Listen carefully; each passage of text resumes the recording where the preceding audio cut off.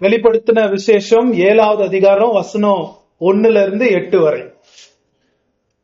இவைகளுக்கு பின்பு பூமியின் 4 திசைகளிலும் 4 தூதர்கள் நின்று, பூமியின் மேலாவது, சமுத்திரத்தின் மேலாவது, ஒரு மரத்தின் மேலாவது காற்று அடியாதபடிக்கு பூமியின் 4 காற்றுகளையும் பிடித்திருக்க கண்டேன். ஜீவனுள்ள தேவனுடைய முத்திரை கோலையுடைய வேறொரு தூதன் சூரியன் உதிக்கும் திசையிலிருந்து ஏறி வர கண்டேன்.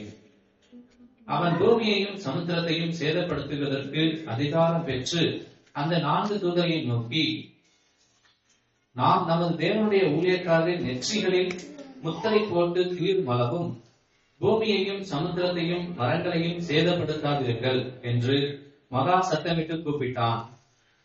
முத்திரை போடப்பட்டவர்களின் தொகையை சொல்ல கேட்டேன். இஸ்ரவேல் புத்திரருடைய சகல கோத்திரங்களிலும் முத்திரை போடப்பட்டவர்கள் 144,000 பேர். யூதா கோத்திரத்தில் முத்திரை போடப்பட்டவர்கள் 12,000. ரூபன் கோத்திரத்தில் முத்திரை போடப்பட்டவர்கள் 12,000. காத் கோத்திரத்தில் முத்திரை போடப்பட்டவர்கள் 12,000. ஆசே கோத்திரத்தில் முத்திரை போடப்பட்டவர்கள் 12,000. நப்தலி கோத்திரத்தில் முத்திரை போடப்பட்டவர்கள் 12,000. மனாசே கோத்திரத்தில் முத்திரை போடப்பட்டவர்கள் 12,000. சிமியன் கோத்திரத்தில் முத்திரை போடப்பட்டவர்கள் 12,000. லேவி கோத்திரத்தில் முத்திரை போடப்பட்டவர்கள் 12,000. இசக்கார் கோத்திரத்தில் முத்திரை போடப்பட்டவர்கள் 12,000. செபுலோன் கோத்திரத்தில் முத்திரை போடப்பட்டவர்கள் 12,000. யோசேப்பு கோத்திரத்தில் முத்திரை போடப்பட்டவர்கள் 12,000. பென்யமீன் கோத்திரத்தில் முத்திரை போடப்பட்டவர்கள் 12,000. கடந்த வாரம் நம்ம இந்த ரெவலேஷன் புக்ல அந்த 6வது முத்திரை திறக்கிறத நம்ம பார்த்தோம். என்ன மாதிரி ஒரு காட்சி, ஒரு நெஞ்சையே உருக்கக்கூடிய ஒரு காட்சியை நம்ம பார்த்தோம். ரொம்ப டிஸ்டர்பிங் காட்சி. நீங்க யோசிச்சு பார்க்கணும்.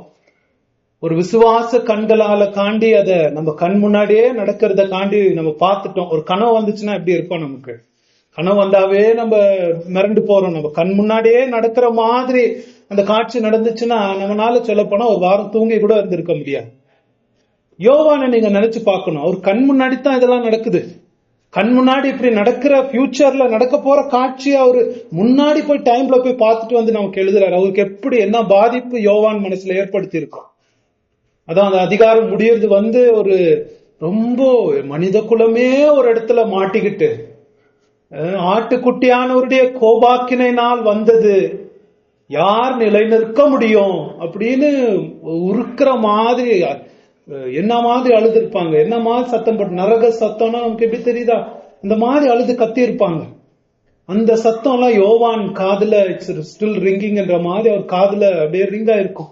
அதை நினைச்சு மனசே உருகி போய் ஒரு கேள்வி என்ன அப்படியே யோவானுக்கு வந்திருக்கலாம். எல்லாருக்குமே வருது இதை படிக்கும் போது. இப்படி கடவுள் உலகத்தை இப்படி நியாயம் தீர்த்து இப்படி பயங்கரமா அழிக்க போறாருன்னா, கடவுள் அவருடைய ஜனங்களை அவர் எப்படி காப்பாத்த போறார்? அவருடைய ஜனங்களுடைய பாதுகாப்பு என்ன ஆக போகுது அப்படின்ற ஒரு கேள்வி அது நிச்சயமா வரும். கடவுள் இப்படி உலகத்தையே பயங்கரமா இது பண்ண போறாருன்னா, அவருடைய ஜனங்களுக்கு இவ்வளவு ப்ராமிஸ் பண்ணிருக்கிறாரே, நான் பாதுகாப்பேன், உங்களை இது பண்ணுவேன், கோபாக்கினைக்கு நீங்க நியமிக்கப்படலாம் ப்ராமிஸ் பண்ணிருக்காரு. அந்த ஜனங்களை அவர் எப்படிதான் காப்பாத்த போறாரு? இவ்வளவு எல்லாமே அதிர்ந்து போகுது, நட்சத்திரம் எல்லாம் போகுது, தீவுகள்லாம் இடம், மலைகள்லாம் இடம் இல்லாம போகுதுன்னா அவருடைய ஜனங்களுக்கு என்ன நடக்கும்?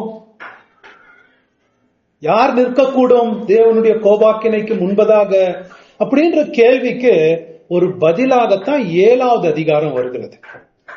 இட்ஸ் ஒரு இன்டர்லூடுன்னு தெரியுங்களா? மியூசிக்ல இன்டர்லூடுனா எல்லாம் நம்ம பாடிக்கிட்டே இருக்கிறோம் இல்லைங்களா, திடீர்னு நடுவுல மியூசிக் வருமே, எதுக்கு? அப்படியே நமக்கு ஒரு ரெஸ்ட் கொடுக்குற மாதிரி தான், ஒரு ரிலாக்ஸ் ஆகுற மாதிரி ஒரு இன்டர்வியூ, ஒரு இன்டர்வல் இல்லைங்களா? இன்டர்வல் எதுக்கு? ஒரு ரிலாக்ஸேஷன், ஒரு ரெஃப்ரெஷ்மெண்ட் மாதிரி. அந்த மாதிரி ஒரு இன்டர்வல் மாதிரி. அந்த 7 முத்திரைகளுக்கு நடுவுல ஒரு மனசே உலுங்கி போய் கலங்கி போய் விசுவாச கண்களால் பார்த்து அதை மிரண்டு போய் இருக்கிற ஒரு நேரத்துல ஒரு அஷ்யூர் பண்ற மாதிரி தேவனுடைய ஜனங்க அப்படியே பயந்து போய் ஐயோ என்ன ஆக போகுதுன்னும் போது, ஒரு குழந்தை அழுது மிரண்டு போய் தூக்கத்துல இருந்து எந்திரிக்கும் போது தாய் எப்படி ஒரு ஆறுதல் படுத்துது, அந்த மாதிரி ஒரு ஆறுதல் படுத்துற மாதிரி இயேசு பயப்படாதே சிறுமந்தையே, பிதா அவருடைய ராஜ்யத்தை உங்களுக்கு கொடுக்கிறேன்னு பிராமிஸ் பண்ணிருக்கான்னு ஆறுதல் படுத்துற மாதிரி உங்களுக்கு அந்த ராஜ்யம் போவாது, அந்த ராஜ்யம் உங்களுக்கு கண்டிப்பா கொடுப்பாருன்ற ஒரு ஆறுதலாக இந்த அதிகாரம் வருகிறது. ஒரு பெரிய நம்பிக்கை, ஒரு பெரிய நிச்சயம் கொடுக்கும்படிக்கு இந்த அதிகாரம் வருதுங்க தேவனுடைய பிள்ளைகளுக்கு. இதை தாண்டி நம்ம ஒழுங்கா புரிஞ்சுக்கிட்டோம் இந்த அதிகாரத்தினா நமக்கு ஒரு பெரிய கான்பிடன்ஸ் கொடுக்கும். என்ன மாதிரி கான்பிடன்ஸ்னா, சங்கீதக்காரன் 46:1 அவர் சொல்றாரு, இந்த சங்கீதம் பாருங்களேன் எப்படி எழுதியிருக்கு. இதெல்லாம் நடக்கிறதுக்கு முன்பதாக, தேவன் நமக்கு அடைக்கலமும் பலனும், ஆபத்து காலத்தில் அனுகூலமான துணையுமானவர். ஆகையால் பூமி நிலை மாறினாலும், மலைகள் நடு சமுத்திரத்தில் சாய்ந்து போனாலும், அதன் ஜலங்கள் கொந்தளித்து பொங்கி அதன் பெருங்காற்றினால் பர்வதங்கள் அதிர்ந்தாலும் என்ன பண்ண மாட்டோம், நாங்க பயப்பட மாட்டோம். நம்ம சொல்ல முடியுமா அத? அதுக்கு அப்புறம் சேலான்னு வருது பாருங்க, வருதுங்களா? சேலான்னு அது யோசிச்சு பாருங்கன்னு அர்த்தம். பாட்டு மாதிரி பாடிட்டு போயிடலாம். நம்ம சொல்ல முடியுமா? எப்படி வருது பாருங்களேன். பூமி இது நிலை மாறினாலும், மலைகள் நடு சமுத்திரத்தில், கண்ணுல யோசிச்சு பாருங்க, பூமியே நிலை மாறுது. அங்க கடல் கிட்ட நிக்கிறோம், அந்த சமுத்திரத்துல அந்த கடல், அந்த மலை நடு சமுத்திரத்துல முழுகுது, கடல் கொந்தளிப்புல அப்படியே சுனாமி வருது. அதெல்லாம் அப்படியே கொந்தளிப்பு ஏற்பட்டாலும் யாருங்க பயப்படாம இருக்க முடியும்? இவர் என்ன சொல்றாரு? பயப்பட மாட்டோம். ஏன்? கர்த்தர் எங்களுடைய பலனுமானார். இந்த மாதிரி பகுதிகளை நல்லா புரிஞ்சுக்கிட்டோம்னா நமக்கு உண்மையாவே பயம் வராது. இந்த மாதிரி பகுதி, அதுக்கு தான் இந்த பகுதியெல்லாம் கொடுக்கப்பட்டிருக்கு. இந்த 7வது பகுதி அதுதான் நம்ம படிப்போம். பரிசுத்தாவி நமக்கு உதவி செய்யட்டும். இத எப்படி பயப்படாம இருக்க முடியும்? ஒரு யெகோவாவை முழுசா நம்புகிற மனிதன் அவன் பயப்படாம இருக்க முடியும். இந்த பகுதியை நம்ம புரிஞ்சுக்க பார்ப்போம். இந்த பகுதி 6-7 முத்திரைக்கு நடுவுல ஒரு ஆறுதலாக, ஒரு அஷூரன்ஸ்க்கு ஒரு உறுதி அளிக்கும்படிக்கு தேவனுடைய ஜனங்களுக்கு வருது நம்ம பாக்குறோம். இது 2 காட்சிகள் இந்த அதிகாரத்துல வருது. யோவானுக்கு 2 காட்சிகள். ஒண்ணு தேவனுடைய சபை பூமியில எப்படி ப்ரொடெக்ட் பண்ணப்படுது அப்படின்ற ஒரு காட்சி. 2வது காட்சி, தேவனுடைய சபை பரலோகத்துல எவ்வளவு இன்பத்துல ஆகமகிழ்ந்து இருக்கிறது. இது 2 தான் காட்சி.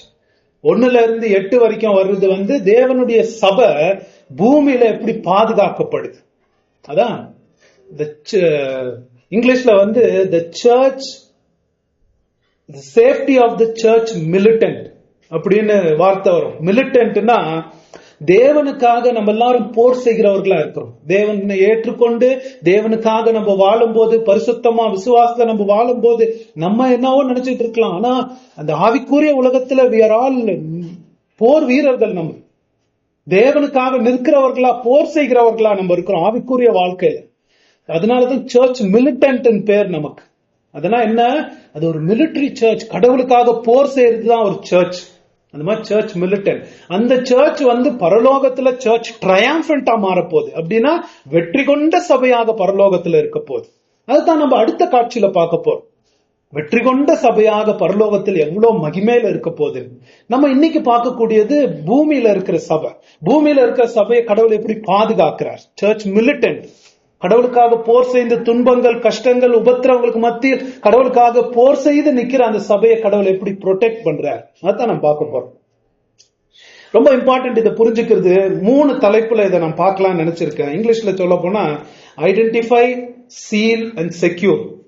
ஐடென்டிஃபைனா அடையாளம் கண்டுபிடிக்கிறது, அவங்கள முத்திரையிடுறது, அவங்கள பாதுகாக்கிறது. இந்த 3 தலைப்பு, ஐடென்டிஃபை, சீல் அண்ட் செக்யூர். என்ன ஐடென்டிஃபை அப்படின்னா, இந்த வசனத்துல எத்தனை பேர் போட்டிருக்கு? 1,44,000 பேரை பத்தி போட்டிருக்கு. யார் இவர்கள்? அதான் கேள்வி. யார் இவர்கள்? அதைத்தான் நம்ம பார்க்கணும். ஏன்னா இவர்கள் யாருன்றத நம்ம சரியா புரிஞ்சுக்காட்டி ரெவலேஷன் புக்கே வேற வழியில நம்ம போயிடும். ரொம்ப முக்கியம். அதனால ஒரு ரியல் பைபிள் ஸ்டடியா நான் பண்ண போறேன். ரியல் பைபிள் ஸ்டடிங்கெல்லாம் கவனமா கேட்கணும். ஏன்னா இதை நம்ம சரியா புரிஞ்சுக்கலன்னா நம்ம ரெவலேஷன் பாதையாவே தப்பா போறோம். ரெவலேஷன் நம்ம ஊர்ல தப்பா சொல்லி கொடுக்குற மாதிரி அந்த மாதிரி பாதையில போயிடும். இதை நம்ம சரியா புரிஞ்சுக்க பார்ப்போம். அதனால கொஞ்சம் நேரம் எடுக்க போறேன், அதுக்கு பேக்ரவுண்ட்லாம் கொடுக்க போறேன். ஏன்னா ஃபியூச்சரிஸ்ட் நம்ம பாக்குறோம் இல்லைங்களா. ஃபியூச்சரிஸ்ட் என்ன சொல்லுவாங்கன்னா ரெவலேஷன் புக்கை பத்தி, ரெவலேஷன் புக் இப்போ நடக்கிற காரியத்தை குறித்து அது ஒண்ணுமே பேசல, எதிர்காலத்தை குறித்து தான் பேசுது. ஆகவே ரெவலேஷன் எல்லாமே புக்கு, ஒரு புக்கும் ஒண்ணுக்கு அடுத்து என்ன நடக்குது அதை பத்தி தான் ரெவலேஷன் புக் பேசுதுன்னு நமக்கு சொல்லுவாங்க. ஆனா அப்படி இல்ல. ஏன்னா ஒன்னும் இல்ல, நான் ஆரம்பத்துல படிக்கும் போதே அது என்னால ஏற்றுக்கொள்ள முடியல. ஏன்னா 6வது முத்திரை திறந்த பிறகு என்ன ஆச்சு? எல்லாம் போச்சு இல்லைங்களா. வேற என்ன இருக்கு மிஞ்சி? ஏதாவது இருக்கா மிஞ்சி? வானம் திறந்துருச்சு, பூமி தீவிகள்லாம் போயிருச்சு. அதுக்கப்புறம் அடுத்தது என்னன்னா இயேசு வரணும், நியாய தீர்ப்பு நடக்கணும். அது ஒண்ணுதான் மிஞ்சி இருக்கு. அது அடுத்த காட்சிகளை வரப்போகுது. ஆனா இவங்க எப்படி சொல்றாங்கன்னா இதெல்லாம் முடிஞ்ச பிறகு இன்னும் காரியங்கள் தொடர்ந்து போவோம், இன்னும் 7 முத்திரை, 7 எக்கால சத்தம், 7 கலசங்கள் அதெல்லாம் வரும்னு. அதுக்கு அர்த்தமே இல்லை, அப்படி பார்க்கவே முடியாது. ரெவலேஷன் ஒரு லைனா ஒண்ணுக்கு அடுத்து வரல. ஒரே காரியம், இயேசுடைய 1வது வருகையிலிருந்து 2வது வருகை வரைக்கும் நடக்க போற காரியங்களை வித்தியாசமான அடையாள மொழியில வித்தியாசமான கருத்துக்களை வலியுறுத்துவதற்காக நமக்கு அப்படி எழுதியிருக்கு. அதை நம்ம எக்ஸ்பிளைன் பண்ணிருக்கோம் உங்களுக்கு இல்லைங்களா. அப்படித்தான் நம்ம பார்க்கணும். ஏன்னா இதையே யோசிச்சு பாருங்க, எல்லாமே முடிஞ்சிருச்சு. ஆனா இதுல 3வது வசனத்துல என்ன போட்டிருக்கு? நாம் நமது தேவனுடைய ஊழியக்காரரின் நெற்றிகளில் முத்திரை போட்டு திருமளவும் பூமியையும் சமுத்திரத்தையும் மரங்களையும் சேதப்படுத்தாதீர்கள் என்று ஒரு லைனா பார்த்தோம்னா இன்னுமே பூமியும் சமுத்திரத்தையும் சேதப்படுத்துறதுக்கு என்ன இருக்கு? எல்லாமே சேதம் ஆயிடுச்சு 6வது முத்திரையில. இத லைனா அது நடத்த பிறகு இது நடக்குதுன்னா அதுக்கு அர்த்தமே இல்லை. நம்ம கிளீனா பாத்துக்கலாம். சரி, நம்ம இப்ப தொடர்ந்து பார்க்கும்போது இந்த வசனத்துல எப்படி ஆரம்பிக்குது இந்த அதிகாரம்? இவைகளுக்கு பின்புன்றாரு. அப்படின்னா அதெல்லாம் நடந்த பிறகு பின்புன்னு நமக்கு வரலாம். அதெல்லாம் நடந்த பிறகு பின்பு இல்ல, அந்த காட்சியை நான் கண்ட பின்பு இந்த காட்சியை கண்டேன். அவர் கண்ட காட்சிகளுடைய ஆர்டரை தான் சொல்றாரே தவிர இதுக்கு பின்பு எப்படி நடக்கும்ன்றத சொல்லு. இவைகள் நான் இது பார்த்துட்டேன், இதுக்கு பார்த்த பிறகு இத பார்த்தேன்றார். சேம் காரியம்தான், வித்தியாசமான கோணத்துல பார்த்திருக்கிறாரு. ஆனா இவைகளுக்கு பின்புறதுக்கு அர்த்தம் அது நடந்த பிறகு இதுன்னு இல்லை. புரியுதுங்களா? சரி, ஒரு ஃபியூச்சர். இந்த யார் இவர்கள்? இந்த 1,44,000 ஜனங்க யார் இவர்கள்? அதான் கேள்வி நமக்கு. யார் இவர்கள் அப்படின்னு பார்க்கும்போது நம்ம ஊர்லயும் சரி ஃபியூச்சரிஸ்டம் என்ன சொல்றதுன்னா இவர்கள் யூதர்கள், வெறும் யூதர்கள். இவர்கள் என்ன நடக்க போகுதுன்னா இயேசு ராப்சர்னு ஒன்னு வரப்போகுது. திடீர்னு எப்பனா வந்துடலாம். வரும்போது இங்க இருக்கிறவங்கள ஒரு 10 பேர் கபாக்குன்னு காலி ஆயிருவீங்க. இங்க பார்த்தா ஒரு 2-4-5 பேர் காலி ஆயிருவீங்க. மத்தவங்க எல்லாம் எங்க போனாங்கன்னு எல்லாம் தேடிட்டு இருப்பாங்க. தேடிட்டு இருக்கும் போது அப்பதான் அந்தி கிறிஸ்து வருவான். அந்தி கிறிஸ்து மகா உபத்திரவ நாள் வரும்போது அப்போ இந்த யூதர்ங்க ரட்சிக்கப்பட போறாங்க. இந்த யூதர்ங்க ஆண்டவருடைய திட்டத்துல அவங்கள கொண்டு வர போறார் அப்படின்னு ஒரு போதனை இருக்கு. அதுதான் நம்ம ஊர்ல நிறைய கேட்டிருக்கோம். அதைத்தான் நானும் படிச்சுட்டு வந்தது. எங்க பாஸ்டர் எனக்கு அதுதான் சொல்லி கொடுத்தாங்க. நம்ம ஊர்ல இருக்கிறதே அதுதான். அப்படி ஒரு போதனை இருக்கு. அதுல என்ன அதனோட ப்ரீ சப்போசிஷன் அப்படின்னா அவங்க என்ன நினைக்கிறாங்க அப்படின்னா எங்க இருந்து வருதுன்னு பார்த்தோம்னா கடவுளுடைய ஜனங்க 2 விதமான ஜனங்க இருக்கிறாங்க. ஒன்னு யூத ஜனங்க, இன்னொன்னு சபை. 2 விதமான ஜனங்க. கடவுள் 2 விதமான திட்டத்தை, ரட்சிப்பின் திட்டத்தை வச்சிருக்கிறார். யூத ஜனங்களுக்கு ஒரு திட்டம், சபைக்கு ஒரு திட்டத்தை வச்சிருக்கிறாங்க. அப்படின்னு அது அப்படித்தான் வருது. என்னன்னா ஒரு உதாரணம் அவங்க சொல்லுவாங்க. ஒரு ட்ரெயின் போகுதுன்னு வைங்களேன். கடவுளுடைய திட்டம் தான் ஒரு ட்ராக் மாதிரி. கடவுள் யூத ஜனங்க ட்ரெயினை ஓட்டிட்டு வந்தார். ஓட்டிட்டு வரும்போது அவங்க இயேசு வந்தாரு. இயேசு அவங்க ரிஜெக்ட் பண்ணதுனால அந்த ட்ரெயின் எடுத்து ஒரு ட்ராக்ல சைட்ல போட்டார். சைட் ட்ராக்ல நிக்க வைப்பாங்க இல்லைங்களா, கொஞ்ச நாள் மெயின்டெனன்ஸ். அப்படி போட்டாரு. போட்டுட்டு ஒரு புது ட்ரெயின் ஆரம்பிச்சார். அந்த ட்ரெயினுக்கு பேர் தான் சபை. அந்த ட்ரெயினை ஓட்டிட்டு வர போறாரு. ஓட்டிட்டு ராப்சர்னு ஒரு டைம் வரும்போது அந்த ட்ரெயினை எடுத்துக்கொள்ளப்படும். அதுக்கப்புறம் அந்த ட்ரெயின் முடிஞ்ச பிறகு இந்த அடம் பிடிச்ச யூதர்கள் இருக்காங்க இல்லைங்களா, மாறாத யூதர்கள், அவங்கள பிடிச்சி திருத்தி மகா உபத்திரவனாலாம் கொடுத்து அவங்கள சரி பண்ணி அதுக்கப்புறம் காப்பாத்தி கூட்டு வர போறாரு. அப்படின்னு அவங்களுக்கு ஒரு போதகம் இருக்கு. நம்ம ஊர்ல இருக்கு ரொம்ப போதகம் அதுன்னு பார்த்து, அப்படி பார்த்தா ரெவலேஷனே வித்தியாசமா தெரியும் நமக்கு. ஆனா பைபிள் அப்படி இல்ல. நான் உங்களுக்கு காமிக்க போறேன், அப்படி இல்ல. அது ஹிஸ்டாரிக், காலாகாலமா நம்மளுடைய மூதாதையர்கள் நம்பி வந்த போதகம் இல்ல. ஒரு 2 நூற்றாண்டுல தான் ரொம்ப பரவிருச்சு, பாப்புலர் ஆயிடுச்சு. எல்லாருக்கும் ஒரு சென்சேஷன் ஏற்படுத்தணும், ஒரு மாதிரி ஏற்படுத்தணும்ன்றதுக்காக ஒரு போதகம் வந்தது. பைபிள்ல இந்த ட்ரெயின் உதாரணமே இல்ல. பைபிள்ல என்ன போட்டிருக்குன்னா, ஒரு மரம் உதாரணம், ஒரு ஒலிவ மரம் உதாரணம் கடவுள் கொடுக்கிறார். ரோமர்ல வருது, பவுல் கொடுக்கிறார். ஒலிவ மத உதாரணம். அந்த ஒலிவ மர வேர் யூத ஜனங்கத்தான், அதனோட மரம் யூத ஜனங்கத்தான், அதனோட பிரான்சஸ் கிளைகளும் யூத ஜனங்கத்தான்.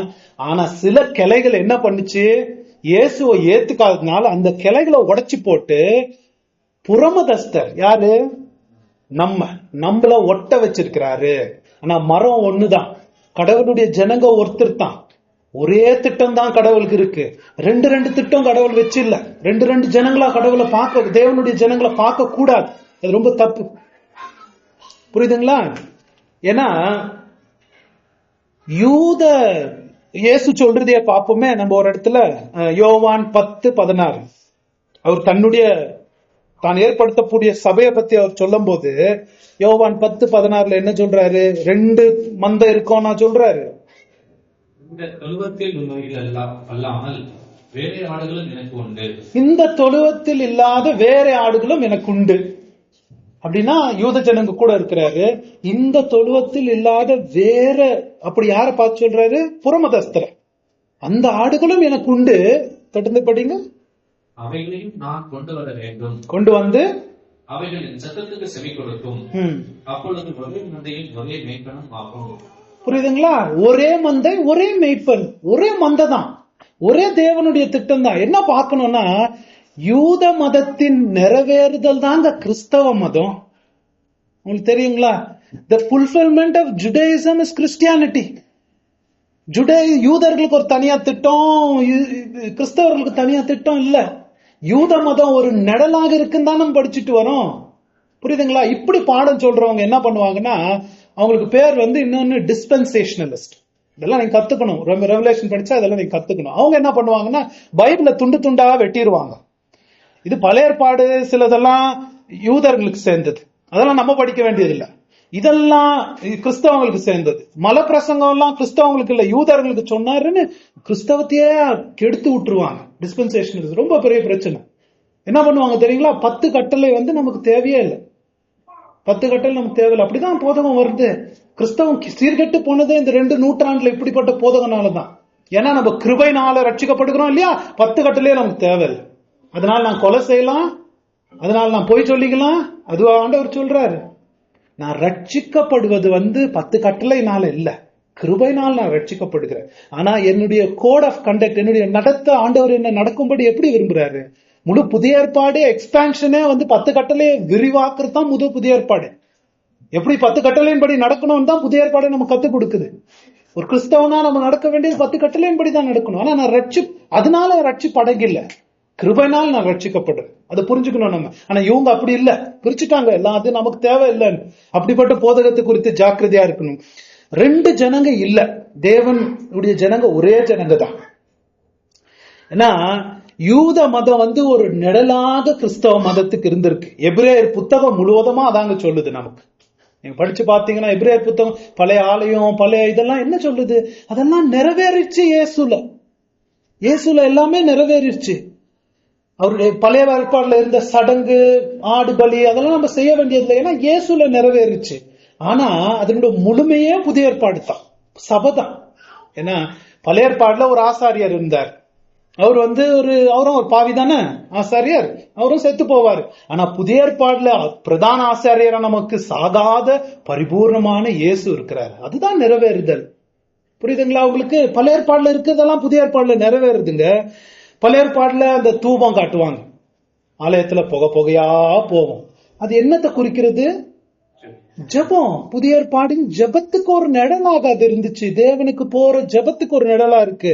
இன்னும் பழைய ஏற்பாடுல ஆலயம், பிசிக்கல் ஆலயம் பெருசா கட்டி வச்சிருந்தாங்க. ஜீவனுள்ள ஆலயமே சபதான. இப்போ அங்கத்தானே தேவன் குடி இருக்கிறாரு.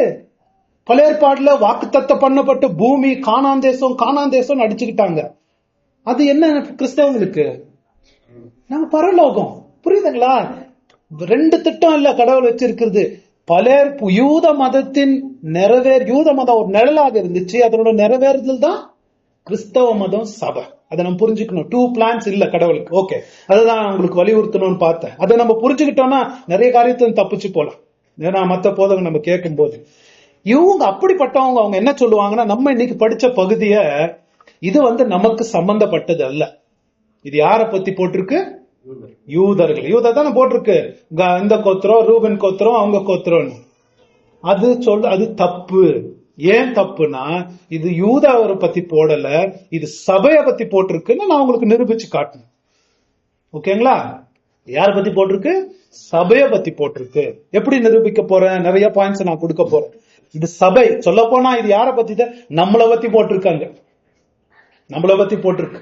சபைய ஒரு அடையாள மொழியில யூத வார்த்தையில விவரிக்கப்பட்டிருக்கிறது. இதுல நம்பர் என்ன நம்பர் போட்டிருக்கு? 1,44,000. 1,44,000. கரெக்டுங்களா? என்ன இந்த நம்பர்? இவங்களை அடையாளம் பார்த்துட்டு இருக்கோம், யாருன்னு கண்டுபிடிக்கிறோம். என்ன இந்த நம்பர் அப்படின்னா, பைபிள்லயும் மேக்ஸ் இருக்குது. மேக்ஸ் ஒருவேளை உங்களுக்கு பிடிக்காம இருந்துச்சுன்னா பைபிளுக்கும் நமக்கு மேக்ஸ் தெரியும். 1,44,000 நம்பர் என்ன அப்படின்னா, பைபிள்ல மேக்ஸ் புக்னா ஒரு புக் இருக்கு, தெரியுங்களா? எந்த புக்குன்னு? என்ன ஆகுமோ அந்த புக்கே நம்பர்ஸ் போய் பேர் இல்லையா? நம்பர்ஸ். அந்த புக்கை படிச்சா ஓரளவுக்கு இதை நம்ம புரிஞ்சுக்கலாம். நம்பர்ஸ்னா அந்த புக்கை படிக்கணும்.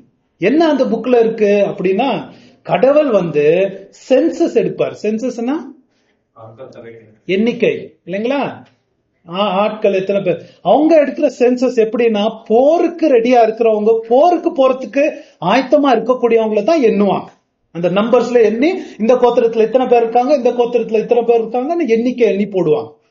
இந்த அடையாள மொழியில 1000 வார்த்தை ஒரு திரளான அன்லிமிட்டட் நம்பருக்கு 1000 ஒரு வார்த்தை வரும். அதனாலதான் 1000 வருஷம் அடிக்கடி வரப்போகுது, நம்ம பார்க்க போறோம். 1000 வருஷம் 1000 வருஷம் இல்ல, இட்ஸ் சிம்பாலிக் லாங்குவேஜ். எதுக்கு? ஒரு எண்ணி முடியாத ஒரு நாள். தேவனுக்கு ஒரு நாள் 1000 வருஷம் போல இருக்கிறதுனா 1000 வருஷத்தை பத்தி ஒன்னும் பேசல. அவருக்கு வெறும் 1000 வருஷம் தானா ஒரு நாள் இல்ல, ஒரு திரளான நம்பருக்கு 1000 வாங்க அவங்க. அதனால 1000ன்றது ஒரு பெரிய நம்பர். இதுல என்ன 1,44,000 எப்படி வருது அப்படின்னு பாத்தீங்கன்னா, பழையற்பாடுல இருக்கிற அந்த 12 கோத்திரங்கள், 12 பேட்ரியாட்ஸ், யாக்கோபுடைய 12 பிள்ளைங்களும், புதிய ஏற்பாடுல இருக்கிற 12 அப்போஸ்தலர்களும், இந்த 12 கோத்திரங்கள், 12 அப்போஸ்தலர்கள் இன்டு 1000 தாங்க மேக்ஸ் என்ன ஆகுமோ. இத பத்தி தான் அடையாளமா போட்டிருக்கிறது.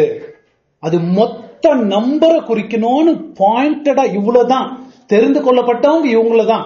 இந்த நம்பர்ல எடுக்கவும் முடியாது, இந்த நம்பர்ல சேர்க்கவும் முடியாதுன்னு ஒரு டெஃபினட் நம்பர் அங்க போட்டிருக்காரு. அதுதான் அடையாளம், வேற ஒண்ணும் இல்ல. புரியுதுங்களா? இது தேவனால் தெரிந்து கொள்ளப்பட்ட மக்கள், யூதர்களும் புறமதஸ்தர்களும் சேர்ந்ததுதான் சபை. ஏன் ஆரம்ப சபையில யாருங்க ரொம்ப இருந்தது? புறமதஸ்தர். யூதருங்க தானே நிறைய இருந்தது. அது ரெண்டும் சேர்ந்ததுதான் சபை. அப்படிப்பட்ட சபையத்தான் இது குறிக்கிறது, யூதர்களை மாத்திரம் இல்ல அப்படின்றத நம்ம பார்ப்போம். ஏன்னா ஏன் இந்த டெஃபினட் நம்பர் அப்படின்னா, தேவனுடைய ஆங்கிள் இருந்து அவங்க பேரை கூட தேவன் எண்ணி வச்சிருக்கிறார். அவங்க பேரை கூட தேவன் அவங்க ஜீவ புஸ்தகத்துல அவங்க பேரை போட்டிருக்காரு. அவங்க எண்ணிக்கை கூட தேவன் வச்சிருக்கிறாருன்னு ஒரு எண்ண முடியாத ஒரு நம்பருக்கு தான் இது ஒரு அடையாளமா நமக்கு கொடுக்கப்பட்டிருக்கிறது. இதே குரூப்பை தான் 9வது வசனத்துல வித்தியாசமா சொல்லப்பட்டிருக்கு. என்ன போட்டிருக்கு 9வது வசனத்துல? இவைகளுக்கு பின்பு நான் பார்த்தபோது, இதோ சகல ஜாதிகளிலும் கோத்திரங்களிலும் ஜனங்களிலும் பாஷைக்காரர்களிலும் இருந்து வந்ததும் ஒருவரும் எண்ணக்கூடாதுமான திரளான கூட்டமாகிய ஜனங்கள் வெள்ளை அங்கிகளை தரித்து தங்கள் கைகளில் குருத்தோலிகளை பிரித்து. சரி, அங்க ஒரு கூட்டம். அந்த கூட்டத்துக்கு நம்பர் என்ன? ஒருவரும் எண்ண முடியாத ஒரு நம்பர். இது பாத்தீங்கன்னா இந்த ஆங்கிள் தான் டிஃபரெண்ட், ஆனா சேம் குரூப் தான். இங்க வந்து பூமியில பார்க்கும்போது எல்லா மனுஷர்களும் இருக்கும்போது தெரிந்து கொள்ளப்பட்ட நம்பரை குறித்து கூட தேவன் அக்கறையா இருக்கிறாருன்றதுக்கு தான் அந்த 1,44,000 போட்டிருக்கு. அதே ஜனங்களை பரலோகத்துல மனுஷ ஆங்கிள் பார்க்கும்போது எண்ண முடியாத ஒரு கூட்டம். அதனால பரலோகத்துக்கு போறவங்க வெறும் 1,46,000 பேரு நினைக்க கூடாது. யெகோவா விட்னஸ் இப்படித்தான் சொல்லிட்டு இருப்பாங்க. அவங்க தான் இந்த கூட்டம் சொல்லிட்டு இருக்கிறாங்க. உங்களுக்கு தெரியுங்களா? நீங்க யாருன்னா பேசிட்டா அவங்க நாங்க தான் அந்த கூட்டம் போட்டுக்கு பாருங்க, எங்களை பத்தி கடைசி காலத்துல வரோம், உங்க வீட்டுக்கு வந்திருக்கோம்னு அவங்க வந்துட்டு. அது இல்ல, இட்ஸ் எல்லாமே சிம்பாலிக்கா வருது. நம்பரும் சிம்பாலிக்கா இருக்காத. 7 7 மட்டுமா இல்ல, சிம்பாலிக் லாங்குவேஜ். தேவனுடைய மொத்த கூட்டத்தையும் அதுல அடக்கிருக்கு. அது டெஃபினட்டா அந்த கூட்டத்தை மாத்த முடியாது, குறைக்கவும் முடியாது, அதிகப்படுத்தவும் முடியாது. அதுக்கு தான் அந்த நம்பரை பயன்படுத்தப்பட்டு. உங்களுக்கு நான் இது சபைன்னு நிரூபிக்கணும். எப்படி நிரூபிக்க போறேன்? முதலாவதாக அவங்களுக்கு விவரங்களை என்ன போட்டிருக்குன்னு பாருங்களேன். இது யூத ஜனங்கள்ல, இது சபை, யூதர்களும் புறமதஸ்தர்களும் சேர்ந்த சபை. 7:3 என்ன போட்டிருக்கு அவங்கள பத்தி? நாம் நமது தேவனுடைய ஊழியக்காரர்கள். அவங்களை விவரிக்கும் போது the bond servants of God. முழு புதிய ஏற்பாடிலும் கிறிஸ்தவங்களுக்கு பேரு தேவனுடைய ஊழியக்காரங்க, இல்லைங்களா? வெறும் யூதர்களுக்கு அப்படி இல்ல. முழு புதிய ஏற்பாட பாத்தீங்கன்னா தேவனுடைய ஊழியக்காரங்க தான் பேரு. ரெவலேஷன்ல இருக்கு தேவனுடைய ஊழியக்காரங்க கிறிஸ்தவங்களுக்கு, சபைக்கு தான் சொல்லப்படுது. சரி, ரெண்டாவது வந்து இவங்களை பத்தி இன்னும் விவரிக்கும் போது 14:1 படிங்களா.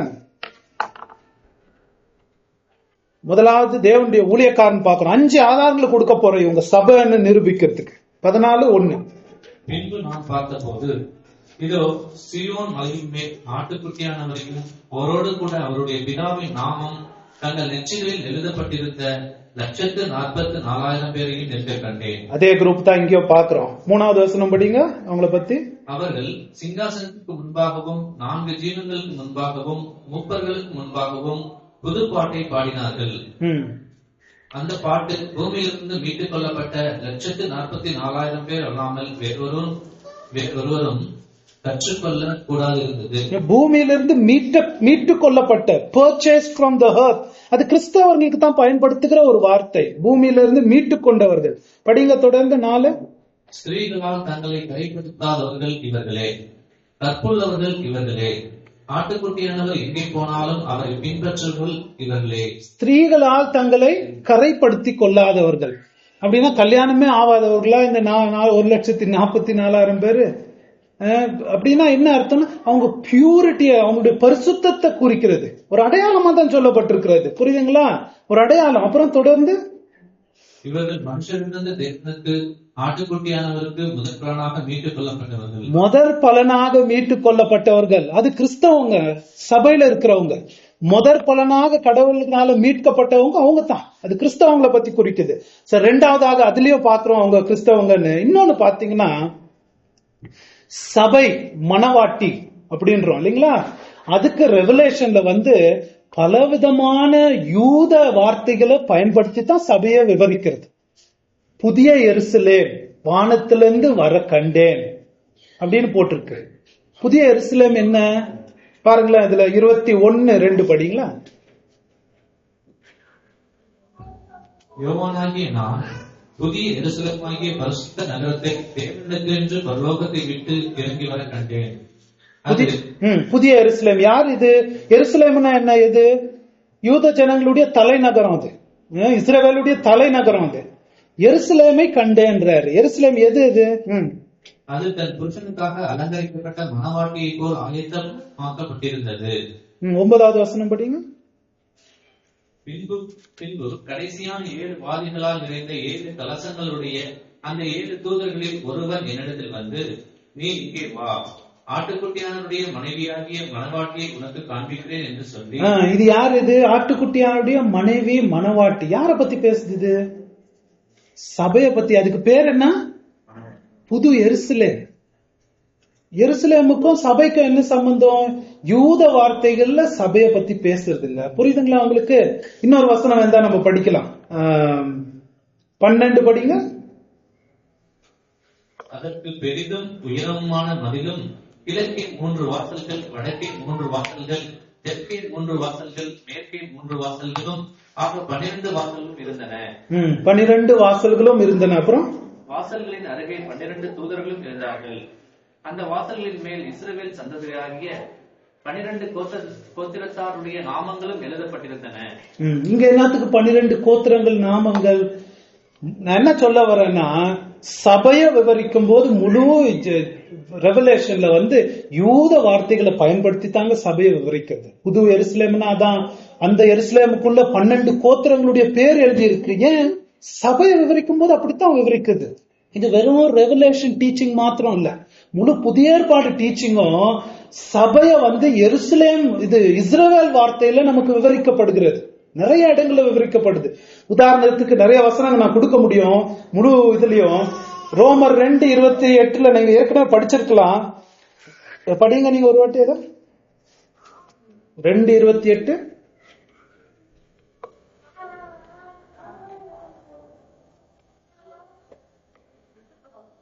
ஆதலால் புறம்பாக யூதனானவன் யூதன் அல்ல, புறம்பாக மாம்சத்தில் செய்யப்படும் விருத்த சேதமும் அல்ல. புரியுதுங்களா? யூதன்ற புறம்பான வெறும் அந்த ஜாதியில பிறந்துட்டன்றதுனால யூதன் அல்ல அப்படின்றாரு. யார் உண்மையான யூதன்? 4:11 படிங்க. மேலும் விருத்த சேதம் இல்லாத காலத்தில் அவன் விசுவாசத்தினாலே அடைந்த நீதிக்கு முத்திரையாக விருத்த சேதனமாகிய அடையாளத்தை பெற்றான்.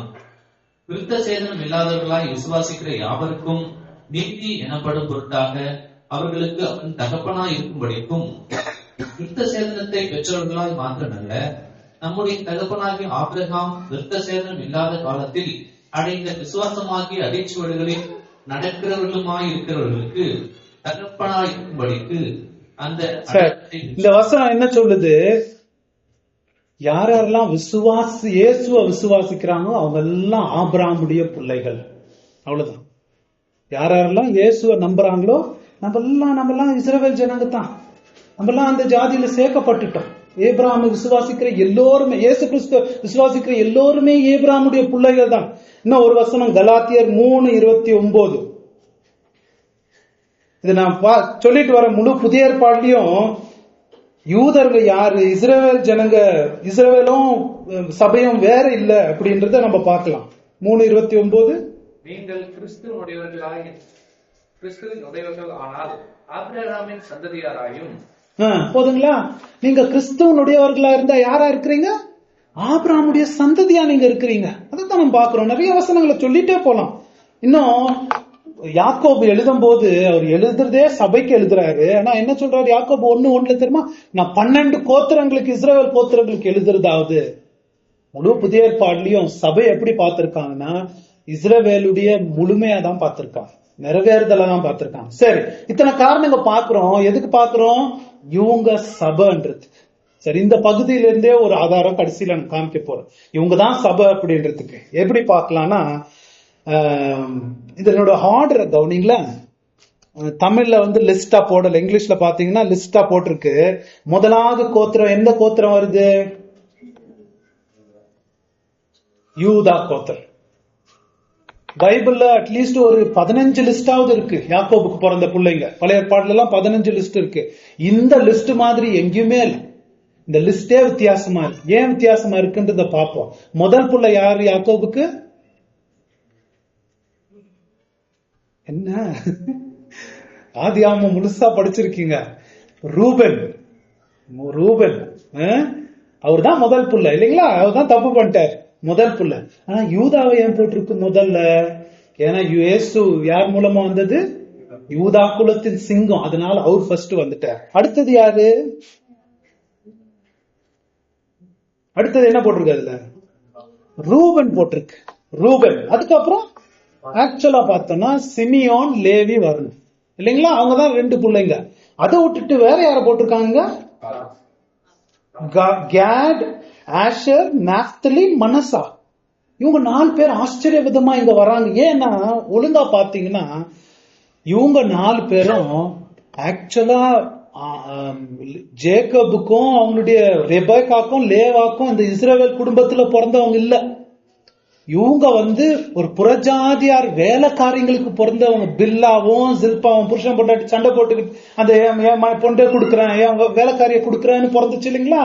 அந்த மாதிரி புறஜாதியார் வேலைக்காரங்களுக்கு பிறந்த இந்த 4 கோத்திரங்களையும் எடுத்து முன்னாடி போடுறாரு. புறஜாதியார்களுக்கு பிறந்தது என்ன இதுல காட்டுறாரு, என்ன இதுல இண்டிகேட் பண்றாருன்னா, புதிய எருசலேம்ல புதிய இஸ்ரவேல்ல அவங்க இவங்கன்னு இல்ல, தேவனுடைய ராஜ்யத்துல புறஜாதியார்கள் கூட ஒரு முக்கியமான இடத்தை வகிக்கிறாங்கன்றதுக்கு காட்டுறதுக்கு ஒரு அடையாளமா அங்க மேல தூக்கி போட்டிருக்காரு. மத்த லேயாவுக்கும் ரபேக்காக்கு பிறந்தவங்களை கீழே தள்ளிட்டு இவங்களை மேல போட்டிருக்கு அந்த லிஸ்ட்ல. இந்த மாதிரி லிஸ்டே இல்ல பாருங்களேன். அதைத்தான் நம்ம பாக்குறோம். அது மாத்திரம் இல்லாம ஆக்சுவலா லேயாக்கு பிறந்த டான் ஒரு மகன் இருந்தான். அவர் இல்லவே இல்லை இதுல, அவர் ரிஜெக்ட் பண்ணிட்டாரு, அவர் இதுல போடவே இல்லை. எப்ராயிம், யோசேப்புக்கு பிறந்த எப்ராயிம் அந்த கோத்திரமே இல்ல, 2 பேரையும் எடுத்துட்டு இருக்காரு. ஏன் எடுத்துட்டாரு? அதை ஒரு அடையாளமா காட்டுறாரு. விசுவாசிக்காத இஸ்ரவேல் புதுல பிறந்தாலும் விசுவாசிக்காம போய் உண்மை இல்லாம போனா அவங்களை கடவுள் ரிஜெக்ட் பண்ணாருன்றது காட்டுறதுக்காக. ஏன்னா டான் என்ற கோத்திரம் அந்த ரெஹோபோம் காலத்துல முதல்ல தப்பான ஒரு கோயிலை கட்டி ஒரு ஆட்டுக்குட்டியை வச்சு வணங்கி ஒரு கோயிலே கட்டிட்டாங்க. அவங்க தான் இஸ்ரவேல் முழுசா எல்லாரையும் ஆராதனைக்கு, தப்பான ஆராதனைக்கு நடத்தினது. யாரு? டான் கோத்திரம். அதை எப்ராயிம் பின்பற்றுச்சு. அவங்கள அந்த கோத்திரத்திலிருந்தே எடுத்ததுக்கு அடையாளமாக காட்டுறாரு. இன்னும் மனாசான் வருது, புரியுதுங்களா? கேட் வருது, அப்புறம் என்ன வருது?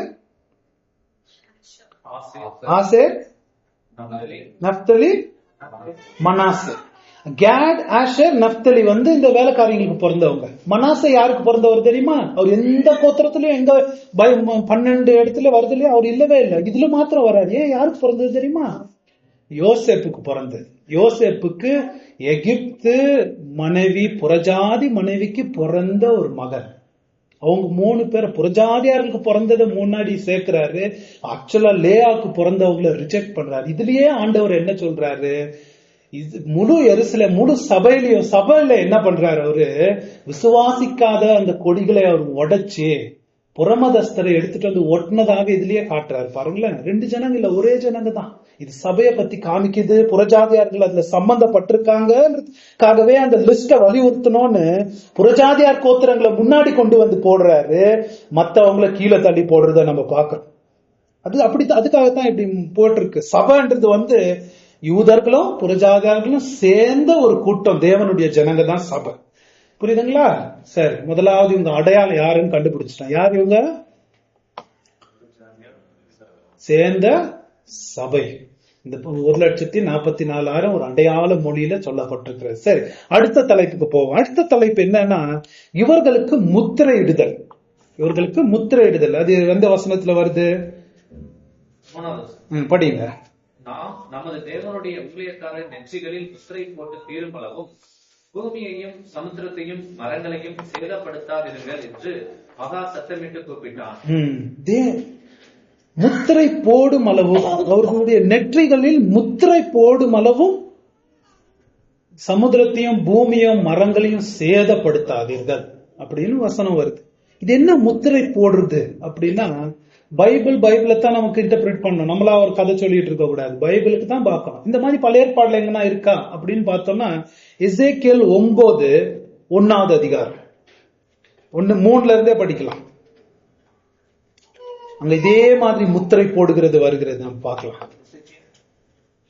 9:3 இருந்து படிக்கலாம். அப்பொழுது இஸ்ரவேலின் தேவனுடைய மகிமை கேருபீன்கள் மேலிருந்து எழும்பி ஆலயத்தின் வாசற்படியிலே வந்து சணல் நூல் அங்கி தரித்து தன் அறையிலே கணக்கனுடைய மைக்கூட்டை வைத்திருக்கிற புருஷனை கூப்பிட்டு, கர்த்தர் அவனை நோக்கி, நீ எருசலேம் நகரம் எங்கும் உருவ போய் அதற்குள்ளே செய்யப்படுகிற சகல அருவருப்புகளின் நிமித்தமும் பெருமூச்சு விட்டு எழுகிற மனுஷரின் நெற்றிகளில் அடையாளம் போடு என்றார். நெற்றிகளில் அடையாளம் போடுன்றார். யாருக்கு போடணும்? எருசலேம்ல இருக்கிற பாவங்களை, அக்கிரமங்களை கண்டு ரொம்ப துக்கப்படுகிறவர்கள், ரொம்ப துயரப்படுகிறவர்கள், பெருமூச்சு விடுகிறவர்களுக்கு மேல அடையாளம் போடு. பின்பு அவர் என் காதுகள் கேட்க மற்றவர்களை நோக்கி, நீங்கள் இவன் பின்னாலே நகரம் எங்கும் உருவ போய் வெட்டுங்கள். உங்கள் கண் தப்ப விடாமலும் நீங்கள் இறங்காமலும் முதியோரையும் வாலிபரையும் கன்னிகைகளையும் குழந்தைகளையும் ஸ்திரீகளையும் சங்கரித்து கொன்று போடுங்கள். அடையாளம் போடப்பட்டிருக்கிற ஒருவனையும் கிட்டாதிருங்கள். என் பரிசுத்த ஸ்தலத்திலே துவங்குங்கள் என்று என் காதுகள் கேட்க சொன்னார். என்ன சொல்றாரு? 2 குரூப் ஆண்டவர் அனுப்புறாரு. ஒரு குரூப் வந்து இந்த ஸ்டாம்ப் அடிக்குவாங்க இல்லையா, அந்த மாதிரி தாசில்தார் மாதிரி ஒரு குரூப்பை ரெடி பண்ணிட்டு, இன்னொரு குரூப் வந்து பட்டயங்கள் கத்தி எடுத்து எக்ஸிகியூஷனர்ஸ் அவங்களை அனுப்புறாரு. நீங்க போங்க, போய் யார் யாரெல்லாம் எருசலேம்ல நடக்கிற பாவங்களுக்காக துயரப்படுறாங்களோ அவங்களுக்கெல்லாம் நெத்தியில முத்திரை போடுங்க. நீங்க போய் அவங்க பின்னாடியே போய் யார் யாருக்கெல்லாம் முத்திரை போடாம அவங்க முன்னாடி போறாங்களோ அவங்கள எல்லாம் என்ன பண்ணணும்? வெட்டி போடுங்க. பிள்ளைங்க, பெரியவங்க, முதியோருங்க பார்க்காம, இறக்கம் பார்க்காம வெட்டி போடுங்க. அப்பனா அந்த முத்திரை எதுக்கு அடையாளமா இருக்கிறது? பாதுகாக்க. தன் ஜனங்கள், தன்னுடைய மக்கள் என்றதை பாதுகாத்து அவங்கள தப்பிக்க வைக்கிறதுக்கு ஒரு அடையாளமாக முத்திரை இருக்குதா பழைய ஏற்பாடுல நம்ம பாக்குறோம். அதேதான் இந்த வசனத்துல என்ன பாக்குறோம்? துயரப்படுகிறவர்களுக்கு நீங்க அந்த முத்திரை போடுன்னும் போது எவ்வளவு ஜட்ஜ்மெண்ட்ஸ் நடக்கு, எவ்வளவு உபத்திரவங்கள் நடக்கிற மத்தியில இந்த 6வது இதுல எல்லாம் நம்ம பாக்குறோம். அதுக்கு மத்தியில் கடவுள் என்ன செய்யறாருன்னா, தன்னுடைய ஜனங்களை பாதுகாக்கிறதுக்கு இந்த முத்திரை போடணும் அப்படின்ற அந்த ஏஞ்சலுடைய கூக்குரல் நம்ம கேட்கிறோம். அந்த முத்திரைன்னா என்ன? WWWன்னு தலையில போட்டிருக்குமா, இல்ல 666 தலையில போட்டிருக்குமா? அதுவும் அடையாள மொழி நம்ம பார்த்திருக்கோம் ஏற்கனவே. ஒரு முத்திரை எதுக்கு போடுவாங்கன்னா, ஒண்ணு வந்து ஓனர்ஷிப் இல்லைங்களா? நம்ம ஸ்டீல் பாத்திரத்துல எழுதிக்கிறதுல நம்ம பேரு இதெல்லாம் எனதுன்னு காமிச்சுக்கிறதுக்கு, மைண்ட் என்னதுன்னு காமிக்கிறதுக்கு. அதாவது எபேசியர் பட்டணம் அவங்களுக்கெல்லாம் அந்த ஊர்ல எல்லாம் என்ன பண்ணுவாங்க, அந்த காலத்துல ஒரு முத்திரை போட்டுட்டு கடல்லயே அந்த ஆறுல விட்டுருவாங்க. பலக கிழகெல்லாம் அந்த ஆறுல விட்டுருவாங்க. அந்த மர்ச்சன்ட்ஸ் வாங்கி விட்டுருவாங்களா, அது போய் அந்த ஊர்ல பார்த்து அவங்க முத்திரையை பார்த்து அதை எடுத்துக்குவாங்க அவங்களுதுன்னு. அந்த மாதிரி முத்திரை வந்து எனக்கு சொந்தோன்றதுக்கு ஒரு அடையாளம், ஒரு சொந்தோன்றதுக்கு அடையாளம். இதுல என்ன பாக்குறோம்? இந்த மாதிரி தேவனுடைய எக்ஸேக்கியல்ல இருந்து நம்ம பார்க்கும்போது முத்திரை வந்து தேவன் தன்னுடைய ஜனங்களை பாதுகாக்கிறதுக்காக போடுற ஒரு சின்னம். அதுதான் நம்ம பார்க்கிறோம். எப்படி தேவன் பாதுகாக்கிறாரு? இவ்வளவு பயங்கரமான நம்ம பார்க்கிறோம். அந்த 4 குதிரைகள் ஓடுது. உலகத்துல எவ்வளவு பயங்கரங்கள்லாம் நடந்துகிட்டு இருக்கு. பெரிய தேவனுடைய ஜட்ஜ்மெண்ட்ஸ் எல்லாம் வந்திருக்கு. இப்படிப்பட்ட ஜட்ஜ்மெண்ட்ஸ், இப்படிப்பட்ட பயங்கரங்கள்லாம் நடக்கிற உலகத்துல தன்னுடைய ஜனங்களை அவர் எப்படி பாதுகாக்கிறாருன்னா, இந்த டைம்ல இன்னைக்கும் அவர்களுக்கு முத்திரை அடித்துக் கொண்டிருக்கிறார். என்னைக்கோ செய்ய போறது இல்ல, இன்னைக்கு செஞ்சுக்கிட்டு இருக்கிறார். இன்னைக்கு செஞ்சுக்கிட்டு இருக்கிறார். அவர் முத்திரை அடித்துக் கொண்டிருக்கிறார். எப்படி முத்திரை? இப்போ பைபிள்ல முத்திரை அடிக்கிறதுனா எப்படி போட்டிருக்கு பைபிள்ல? நீங்க படிச்சிருக்கீங்களா? முதல்ல ஒரு வசனம் படிப்போம். 1 எபேசியர் 13வது வசனம்.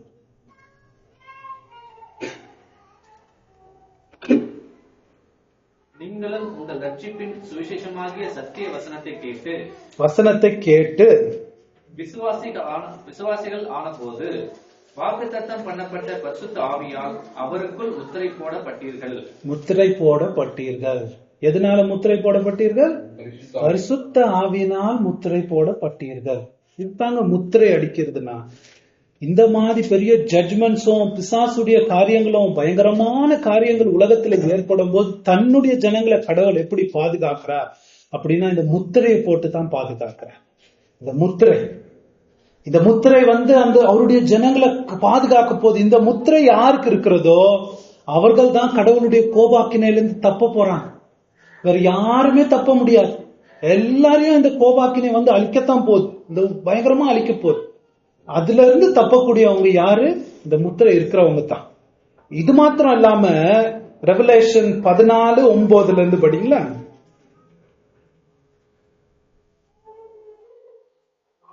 அவர்களுக்கு பின்னே 3ஆம் தூதன் வந்து மிகுந்த சத்தமிட்டு மிருகத்தையும் அதன் சொரூபத்தையும் வணங்கி தன் நெற்றியிலாவது தன் கையிலாவது அதன் முத்திரையை தரித்து கொள்ளுகிறவன் எவனோ அவன் தேவனுடைய கோபாக்கினையாகிய பாத்திரத்திலே கலப்பில்லாமல் பார்க்கப்பட்ட அவருடைய உக்கிரமாகிய மதுவை குடித்து பரிசுத்த தூதர்களுக்கு முன்பாகவும் ஆட்டுக்குட்டியானவருக்கு முன்பாகவும் அக்கினியினாலும் கந்தகத்தினாலும் பாதிக்கப்படுவான்.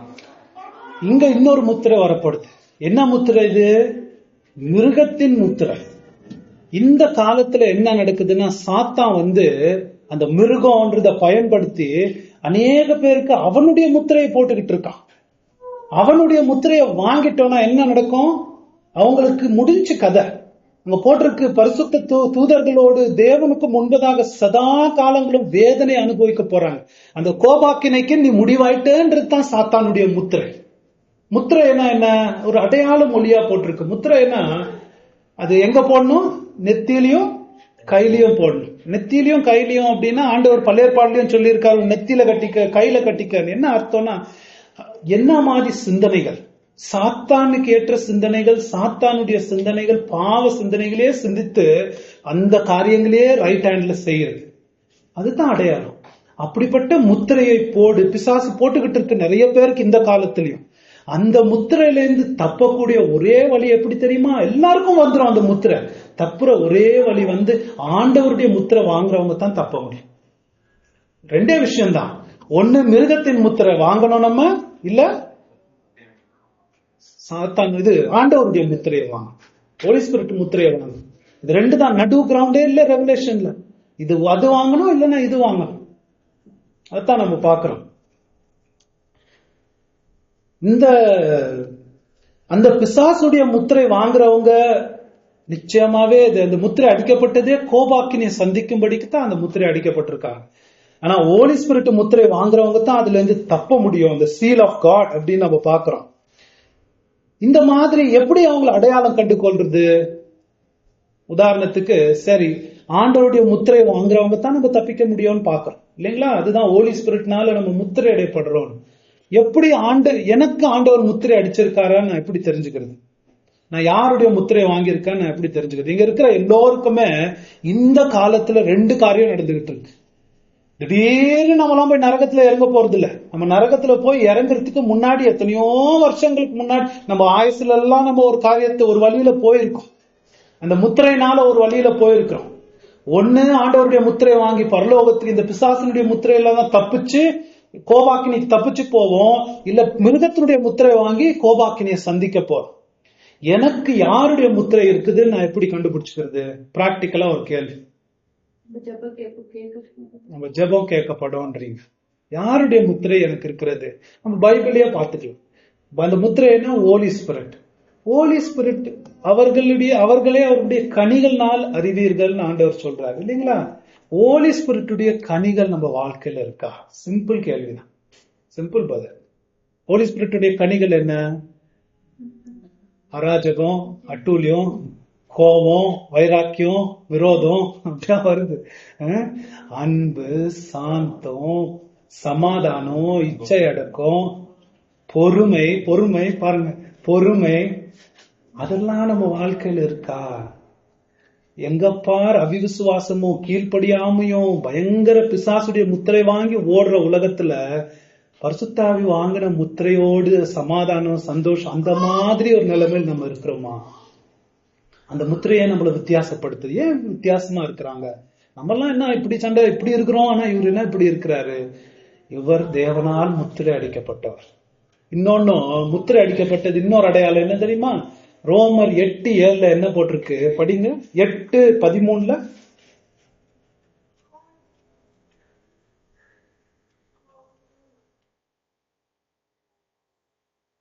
மாம்சத்தின்படி பிழைத்தால் சாவீர்கள், ஆவியினாலே சரீரத்தின் செய்கைகளை அழித்தால் பிழைப்பீர்கள். இரண்டாவது அடையாளம் தேவனுடைய முத்திரையை நான் வாங்கியிருக்கிறேன்றதுக்கு அடையாளம் என்ன தெரியுங்களா? ஆவியின்படி மாம்சத்தின் கிரியைகளை அழிக்கிறவர்கள். பாவத்தை நம்ம ஆவியை பயன்படுத்தி அழிக்கிறோமா? இது ரெண்டு தான் அடையாளம். பாவத்தை நம்ம ஆவியை பயன்படுத்தி பாவத்தை அழிக்கிறோமா? நம்ம பிசாசுடைய முத்திரையை வாங்கி பிசாசு சிந்தனைகளும் பிசாசு செய்களும் நம்ம செய்யறோமா? இப்போ முத்திரை அடிக்கப்படுதுங்க. ஆவிக்குரிய உலகத்தை பத்தி நான் உங்களுக்கு சொல்லிட்டு வரேன். இப்போ அடிச்சுட்டு இருக்கிறாங்க முத்திரை. பிசாசு ஒரு பக்கம் அடிச்சுட்டு இருக்கு, ஒரு பக்கம் தேவன் அடிச்சுட்டு இருக்காரு. அந்த முத்திரை எனக்கு இருக்கிறதான்னு நம்ம சோதிச்சு பார்க்கணும். ஜட்மெண்ட்லயா போய் சோதிச்சு பாக்குறது. சரி, அப்ப போய் முத்திரை இல்லைன்னா ஒரு வாட்டி ஒரு பெரிய ரகலை பண்ணிட்டாங்க. கோல்டு வாங்கிட்டு வந்துட்டோம், ஆனா கேடிய முத்திரை அடிக்காம வாங்கிட்டு வந்துட்டாங்க. என்ன பண்றது, கேடிய முத்திரை இல்லாம ஏன் வாங்குனீங்க? அவன் போனா அடிக்க மாட்டேன்ற ஒரே சண்டை. வாங்கிட்ட உடனே ரொம்ப வாங்குறதுக்கு முன்னாடி யோசிச்சிருக்கணும் இல்லையா, வாங்கிட்டு இப்படி பண்ணீங்களே, அதுக்கே அப்படி பண்றோமே. இப்போ நம்ம யோசிக்கிறதா, ஜட்ஜ்மெண்ட்ல யோசிக்கிறதா, ஐயோ மிருகத்தின் முத்திரையை வாங்கி வந்திருக்கிறான்னு இப்போ யோசிக்கிறதா, தேவனுடைய முத்திரை எனக்கு இருக்கா? 1 கொரிந்தியர்ல போட்டுக்கு உங்களை நீங்க சோதிச்சு பாருங்க, தேவனுடைய முத்திரை இருக்கா அப்படின்னு. இன்னொரு காரியம், ஒரு பெரிய மோட்டிவேஷன், தேவனுடைய முத்திரை உண்மையா வாங்கியிருக்கிறவங்களுக்கு ஒரு பெரிய மோட்டிவேஷன் வந்து எபேசியர் 4:30 படிங்களா?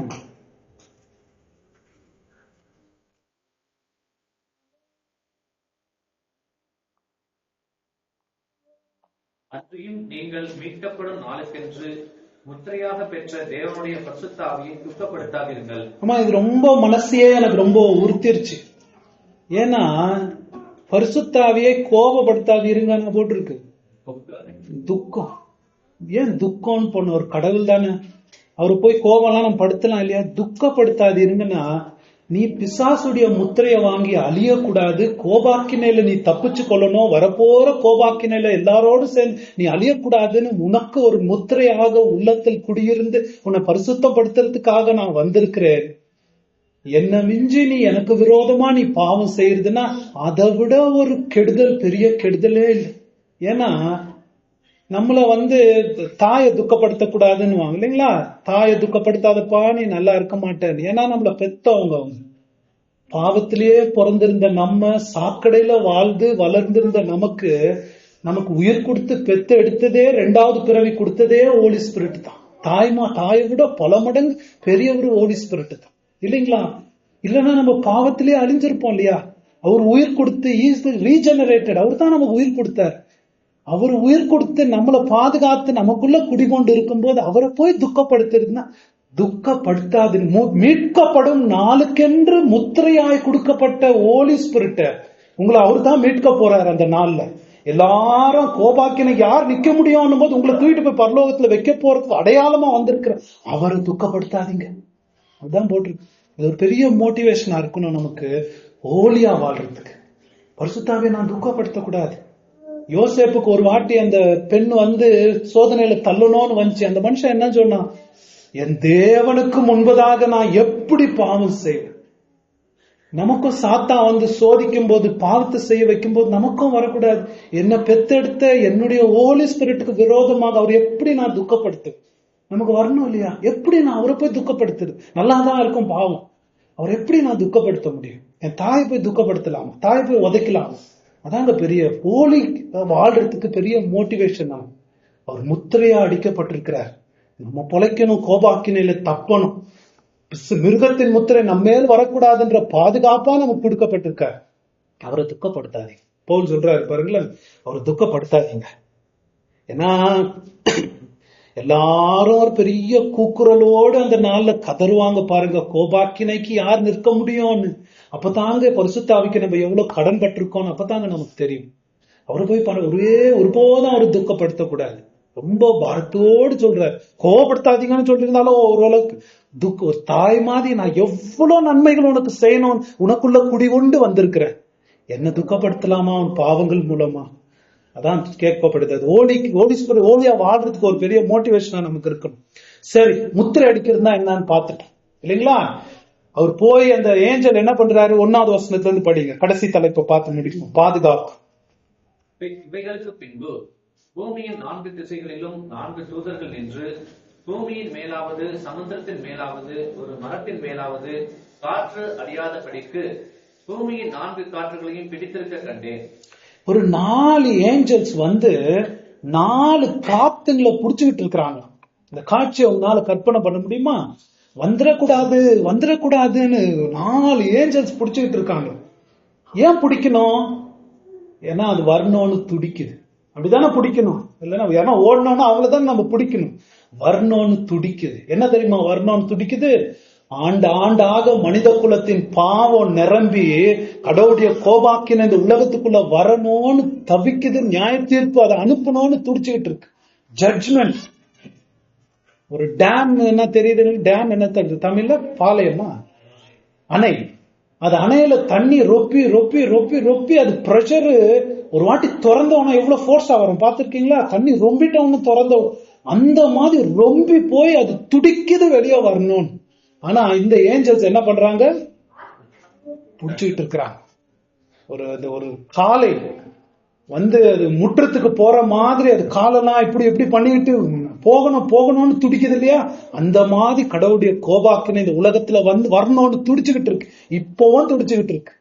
ஒரே காரியம், ஏங்க 2012 உலகம் முடியல? ஏங்க இன்னமும் உலகம் முடியல? இந்த 4 ஏஞ்சல்ஸ்னால தான். உங்களுக்கு தெரியுமா ஏன் உலகம் ரொம்ப ஒழுங்கா இருக்குது? கடவுள் ரொம்ப பார்த்துக்கு டைம் கொடுத்துக்கிட்டு இருக்காரா? உலக சரித்திரமே டிலேட் ஜட்ஜ்மெண்ட்ஸ், ஜட்ஜ்மெண்ட் டிலே இருக்கு. அதுதான் உலக ஹிஸ்டரியே நடந்துகிட்டு இருக்கு. அது வந்துரும். இந்த ஏஞ்சல்ஸ் புடிச்சுக்கிட்டு இருக்காங்க, வரக்கூடாது என்பதற்காக புடிச்சுக்கிட்டு இருக்கிறாங்க. ஜட்ஜ்மெண்ட் நிரம்பி நிரம்பி நிரம்பி அது வந்து அது ஸ்லோவா தான், அது எவ்வளவு நிரம்புதோ அது வரும்போது அவ்வளவு பிரஷர் இருக்கும். இருக்காது? ஸ்லோவா தான் வரும். அது ஸ்லோவா வருது. அது வராம இருக்கிறதே அதனோட தீவிரம் எவ்வளவு பெருசா இருக்க போகுதுன்றதுக்கு ஒரு அடையாளம். இன்னமும் வரலையே, ஏன்? வரும்போது பயங்கரமா இருக்க போகுது, அதனாலதான் இன்னும் வரல. அப்படின்னும் போது அதை புடிச்சுக்கிட்டு இவங்க நின்றுட்டு இருக்கிறாங்க. அதைத்தான் நம்ம பாக்குறோம். ஒரு காட்சியா கடவுளுடைய கோபாக்கின வரணும், 2வது முத்திரை திறக்கப்படணும். ஏன் இன்னும் திறக்கப்படல? டைம் ஆயிருச்சு. கிருபா அதை நிறுத்துது. ஏன் நிறுத்துது? ஏன் இன்னும் உலகம் முடியல? ஏன்னா உலகத்துல பாருங்களேன், குளோபல் வார்மிங் அது சரிஞ்சுகிட்டு இருக்கு, எல்லாம் அழிஞ்சுகிட்டு இருக்கு. ஏன் முடியல? எல்லாம் டேட்டே குறிச்சுட்டேன், ஏன் இன்னும் முடியாம இருக்கு? காரணம் என்ன தெரியுங்களா? அந்த 4 ஏஞ்சல்ஸ் தான். அவங்க என்ன செய்யறாங்க? ஏன் அவங்க பிடிச்சிட்டு இருக்காங்க? அடுத்த வசனம் படி. ஜீவனுள்ள தேவனுடைய முத்திரை கோலையுடைய வேறொரு தூதன் சூரியன் உதிக்கும் திசையிலிருந்து ஏறி வர கண்டேன். அவர் பூமியையும் சமுத்திரத்தையும் சேதப்படுத்துகிறதற்கு அதிகாரம் பெற்ற அந்த 4 தூதரையும் நோக்கி, நாம் நமது தேவனுடைய ஊழியக்கார சிற்சிகளில் முத்திரை போட்டு தீருமளவும் பூமியையும் சமுத்திரத்தையும் மரங்களையும் சேதப்படுத்தாதீர்கள் என்று மகா சத்தமிட்டு கூப்பிட்டான். பாருங்களேன் எவ்வளவு நல்ல காட்சி. இவங்க இப்படி புடிச்சுக்கிட்டு இருக்கிறாங்க. ஐயோ விட்டுறலாம் போலாம், இப்படி முடியட்டோம்ன்ற மாதிரி பிடிச்சிட்டு இருக்காங்க. இந்த ஒரு ஏஞ்சல் வராரு, முத்திரையை எடுத்துக்கிட்டு வந்துட்டு அவர் ஒரு கட்டளை கொடுக்கிறாரு. பூமியில தேவனுடைய ஊழியக்காரங்களுக்கு முத்திரை அடிக்கிற வரைக்கும் நீங்க பூமியில இருக்கிற கடலையோ பூமியோ பெரிய ராட்சச பூகம்பம் வராதபடிக்கு பாத்துக்கங்க, பெரிய சுனாமி வராதபடிக்கு பாத்துக்கங்க, பெரிய மரங்கள்லாம் அழிஞ்சு போகாதபடிக்கு நீங்க பாத்துக்கங்கன்னு அந்த கோபாக்கினை நிறுத்தி வைக்கப்பட்டிருக்கிறது. எதுக்காக நிறுத்தி வைக்கப்பட்டிருக்கிறது? ஒரு அந்த வெளிநாட்டுல எல்லாம் ஒரு படமா, வெளிநாட்டுல எல்லாம் வீடெல்லாம் இடிக்கணும்னா, பெரிய பெரிய பங்களா இருக்கோம் இடிக்கணும்னா அவங்க என்ன பண்ணுவாங்க? நம்மள மாதிரி சுத்தி எடுத்து ஒடிச்சுக்கிட்டு இருக்க மாட்டாங்க. டப்புன்னு ஒரு பாம்பு வச்சு இடிச்சு விட்டுருவாங்க. சரிங்களா? அந்த மாதிரி பாம்பு உள்ள வச்சாச்சு, பாம்பு வெடிக்கணும். ஒரு அம்மா கத்துதுன்னு வச்சுக்கோ, என் புள்ள அங்க இருக்குது, ஐயோ என் புள்ள மாட்டின்னு இருக்கு பில்டிங்ல போது எல்லாம் ஸ்டாப்ன்ற மாதிரி இந்த ஏஞ்சல் ஓடி வர, எல்லாம் நிறுத்துங்க, தேவனுடைய ஊழியக்காரங்களுக்கு முத்திரை போடணும், அதுக்காக நிறுத்துங்க, ஸ்டாப் பண்ணி. ஏன்னா தேவனால் தெரிந்து கொள்ளப்பட்டவர்கள் நம்ம காப்பாற்றணும். எப்படின்னா சோதம் குமாரா அழியணும்னு முடிவாயிருச்சு. முடிவாகும் போது அவர் லோத்தை பிடிச்சி இழுத்துக்கிட்டு அந்த ஏஞ்சல் என்ன சொல்றாரு தெரியுமா? நீ வெளியே போய் பாதுகாப்பான இடத்துக்கு போற வரைக்கும் இந்த ஊரை நான் அழிக்க முடியாது. அப்படித்தான் தேவனுடைய ஜனங்களுடைய பாதுகாப்பை பத்தி ஆண்டவர் சொல்றார். எல்லோரோடு தேவன் அழிச்சிட மாட்டார். உங்களை எல்லா உலகத்தோடு முடிகிற மாதிரி நீங்க அழிஞ்சு போக மாட்டீங்க. உங்களை தேவன் பாதுகாக்கிறார். எப்படி நோவா டைம்ல அவர் எப்படி உலகத்தையே அழிச்சும் போதும் நோவாவை எப்படி பாதுகாத்தினார், சோதம் குமார டைம்ல லோத்து குடும்பத்தை எப்படி பாதுகாத்தார், அந்த மாதிரி உங்களை பாதுகாக்கிறாரு. அதுதான் இதுக்கு ஒரு அடையாளமா இங்க போட்டிருக்குங்க. முத்திரை அடிக்கணும், தேவனுடைய ஜனங்களை போய் முத்திரை அடிக்கணும்.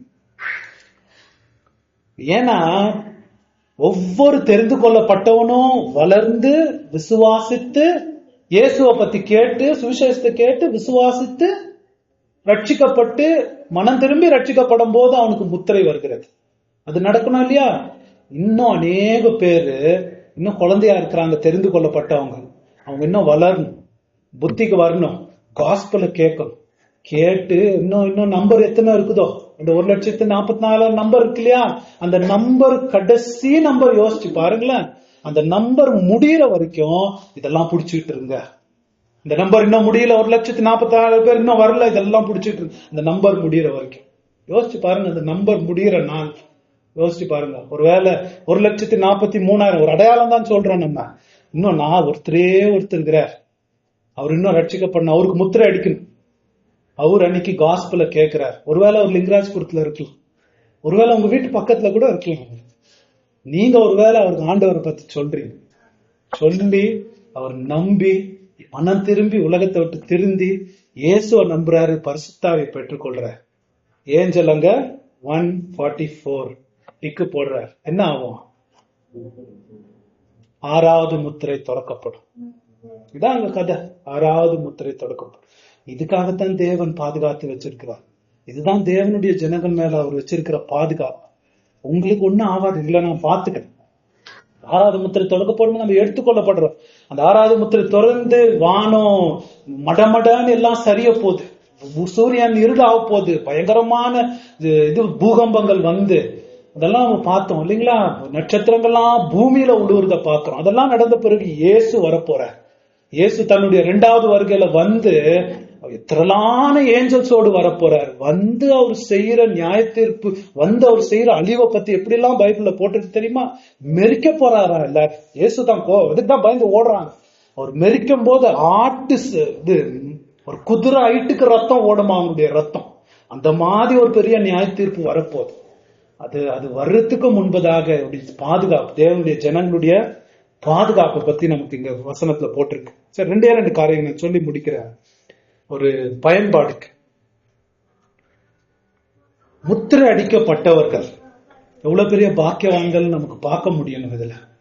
முத்திரை அடிக்கப்பட்டவங்க ஒரு பெரிய பரிசுத்தவான் சொல்றாரு, இதை விட பாக்கியம் என்னங்க நம்ம வாழ்க்கையில் இருக்க முடியும்? ஐ ஆம் சீல்ட் அண்ட் சேஃப். நான் முத்திரை அடிக்கப்பட்டு சேஃபா இருக்கிற, இன்னுமே இந்த பூமியில எது நடந்தாலும் எனக்கு ஒரு பிரச்சனை இல்லை. அந்த நம்பிக்கை காண்டி நமக்கு வந்துருச்சுன்னா, அந்த சங்கீதக்காரன் பாடின மாதிரி, மலைகள் அதிர்ந்தாலும், கடல் கொந்தளித்தாலும், மலைகள் கடல் சமுத்திரத்தின் நடுவுல விழுந்தாலும், அவர் என்ன சொன்னாரு? நான் பயப்பட மாட்டேன். தேவன் என்ன முத்திரை அடிச்சு என்ன பாதுகாத்து இருக்கிறார், நான் பயப்பட வேண்டியதில்லை.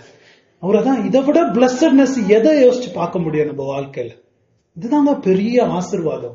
என்ன நடந்தாலும் தேவன் என்ன பாதுகாத்திருக்கிறார். காத்து நம்ம மேல அடிக்கிற காத்தும் நம்மளுக்கு கெட்டதுக்கு வரக்கூடாதுன்னு பாதுகாக்கிற தேவன். இந்த சிருஷ்டிப்பின் சகல வல்லமைகளையும் அவர் நம்மளுடைய நன்மைக்காக அனுப்புறாருங்க. உங்களால யோசிக்க முடியுமா? உங்களுக்கு ஒரு வேலை நீங்க உட்காந்து யோசிச்சுட்டு இருக்கலாம், என்ன சொல்றீங்களோ, எனக்கு எவ்வளவு கடன் இருக்குது, எனக்கு எவ்வளவு பிரச்சனை இருக்குது, இவ்வளவு அது கட்ட வேண்டியது இருக்கு, வேலை பிரச்சனை வேற இருக்கு, அத பிரச்சனை இருக்கு, இது பிரச்சனை, இதை நினைச்சாலும் குடும்ப பிரச்சனை. எனக்காக தேவன் இந்த சிருஷ்டிப்பின் வல்லமை காத்துங்களை கூட என்னுடைய நன்மைக்காக அனுப்புறாரா அப்படின்னு உங்களுக்கு இருக்கலாம். அப்படிதானே ஒரு டைம்ல இருக்கு. அந்த மோசே காலத்துல வந்து மோசே போய் இப்படி எல்லாம் கடவுள் உங்களை காப்பாத்த போறாருன்னு ஒண்ணு அந்த ஜனங்க என்ன பண்ணாங்க தெரியுங்களா?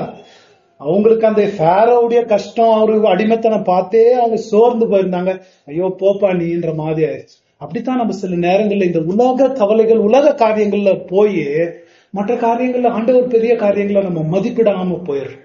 எவ்வளவு பெரிய சீல்ட் அண்ட் சேஃப்ங்க. நம்ம பெரிய பாக்கியம் இல்ல, இந்த உலகத்துல என்ன நடந்தாலும் ஐ எம் சேஃப்.